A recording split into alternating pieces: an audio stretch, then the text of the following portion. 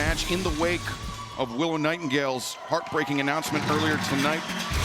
It will be Athena and Mina Shirakawa, part of Double or Nothing, coming up live this Sunday on pay-per-view. But before we get to that, let's return to Arkady.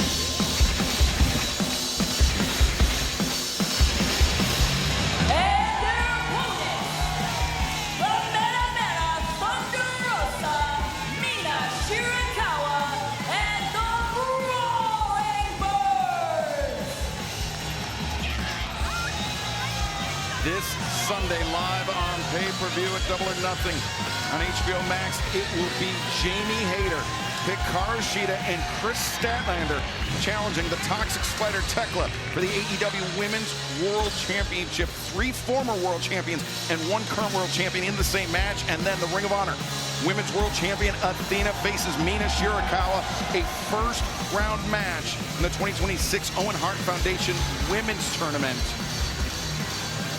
The winner of that match will face the winner of Sky Blue and Serene.